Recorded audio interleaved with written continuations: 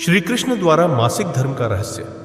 एक पुरातन कथा धर्म, अध्यात्म और विज्ञान तीनों ही दृष्टिकोण से स्त्री के मासिक धर्म, पीरियड्स या ऋतुकाल का अपना महत्व और कारण है। हमारे प्राचीन ग्रंथों और पुराणों में इस विषय पर अनेक कथाएं मिलती हैं।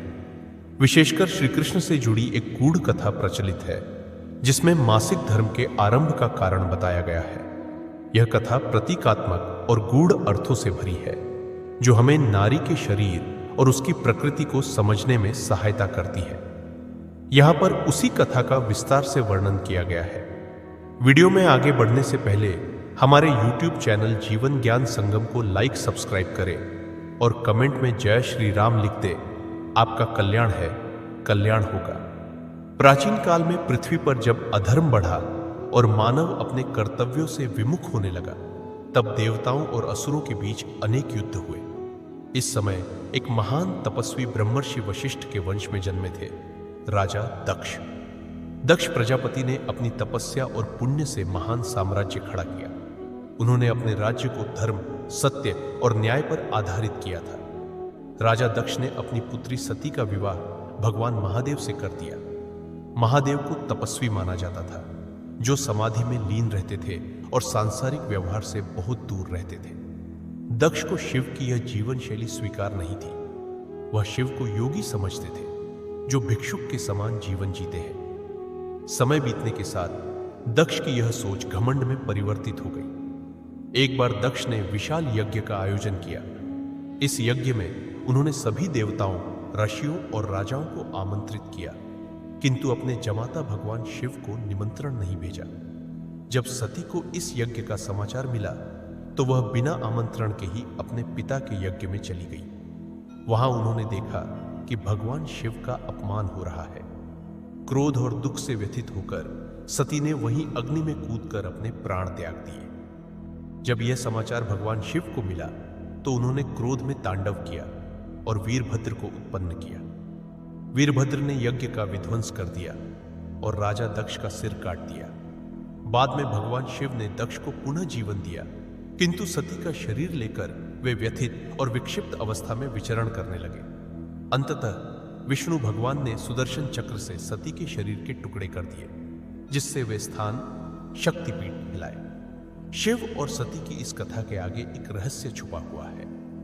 जब सती का शरीर पृथ्वी पर गिरा और शक्तिपीठों का निर्माण हुआ, तब देवी के शरीर से रक्त की धारा बहने लगी। यह रक्त पृथ्वी पर गिरा और कहा जाता है कि इसी क्षण से स्त्रियों के शरीर में मासिक धर्म की प्रक्रिया का प्रारंभ हुआ। इसे ऋतुकाल भी कहा गया।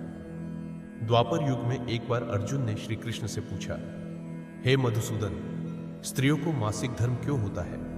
क्या यह कोई दंड है या कोई वरदान? श्री कृष्ण मुस्कुराए और बोले, पार्थ, यह न तो शाप है न ही दंड, यह प्रकृति का एक चक्र है।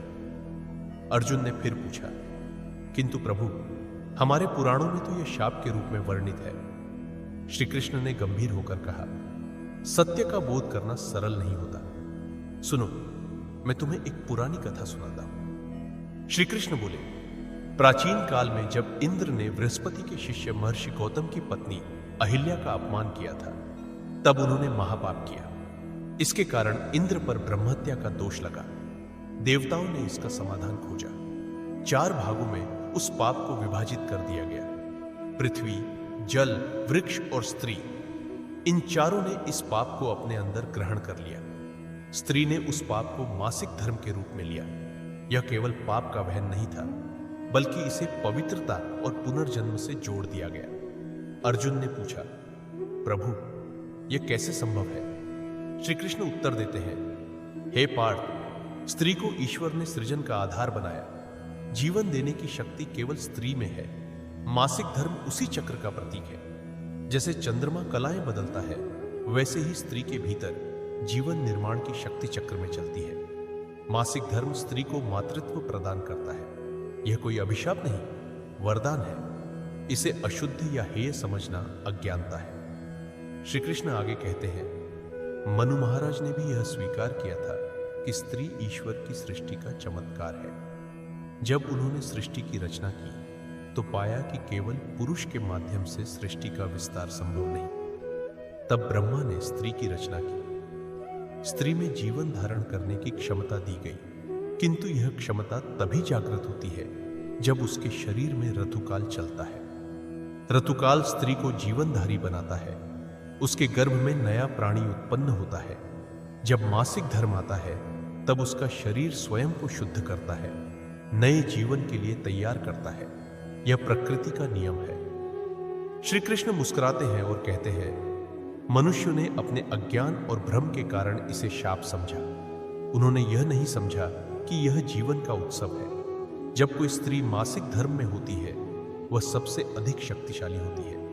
उसके भीतर संपूर्ण सृष्टि की ऊर्जा होती है। इसलिए प्राचीन ऋषि मुनियों ने उस समय उसे विश्राम का आदेश दिया ताकि वह अपनी ऊर्जा को संचित कर सके। अर्जुन भावुक होकर पूछता है, प्रभु, क्या हम सभी ने स्त्रियों के साथ अन्याय किया? श्री कृष्ण बोले, नारी को समझना कठिन नहीं, किंतु उसके महत्व को स्वीकार करना मनुष्य के अहंकार के लिए कठिन है। मासिक धर्म न तो पाप है न ही दोष। यह सृष्टि का आदिम चक्र है। जैसे चंद्रमा अमावस्या से पूर्णिमा की यात्रा करता है, वैसे ही स्त्री की ऊर्जा भी चक्र में चलती है। हे पार्थ, नारी आदि शक्ति है। वह ब्रह्मा की सृष्टि है, विष्णु की पालना है और रुद्र का संहार है। मासिक धर्म उसका शुद्धिकरण है। यह उसके भीतर नवजीवन के लिए भूमि तैयार करता है। तुम यदि नारी की इस अवस्था का सम्मान करोगे तो समस्त सृष्टि का सम्मान होगा। श्री कृष्ण कहते हैं, ध्यान रखो पार्थ, स्त्री केवल शरीर नहीं, वह ऊर्जा है। उसके भीतर मातृत्व की शक्ति छुपी है। मासिक धर्म उस शक्ति का चक्र है। यह शरीर का धर्म है। जैसे वृक्षों में फल लगते हैं, नदी में जल बहता है। इसे हेय समझना अज्ञान है। इसे सम्मान देना ही सच्चा धर्म है। आज के लिए बस इतना ही। मिलते हैं न्यू वीडियो पर। जय हिंद, जय भारत।